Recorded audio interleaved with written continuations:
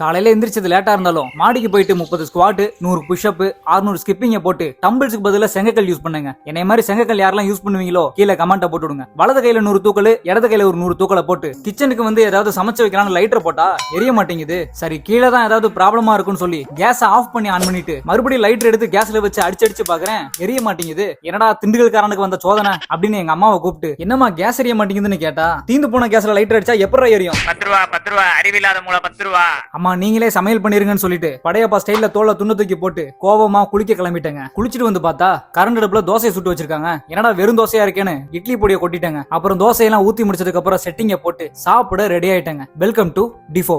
First normal தோசையை இட்லி பொடி கூட பெரட்டி ஒரு வாய் சாப்பிட்டுட்டு அப்புறம் இந்த இட்லி பொடி போட்ட தோசையை சாப்பிடும்போது அவ்வளோ டேஸ்ட்டுங்க. கடைக்கு போனீங்கன்னா மறக்காம சக்தி பிராண்டுன்னு கேட்டு வாங்குங்க, அல்டிமேட்டா இருக்குங்க. பெப்பர் கம்மியா ஆனியன் அதிகமா ஒரு pepper onion dosa first time try பண்றேங்க. இந்த டேஸ்ட் எப்படி இருக்குன்னு தெரியுமாங்க? ஒரே தட்டுல 2 கையை வச்சு சண்டை போடுற அளவுக்கு டேஸ்ட் இருக்குங்க. அப்புறம் பக்கத்து வீட்டு பாப்பாவுக்கு கொஞ்சம் கொடுத்துட்டு ஃபைனலா மீதி இருந்த தோசையை சாப்பிட்டு முடிச்சிட்டு vlog முடிக்கிறேன். அடுத்த வீடியோல பாக்குறேன்.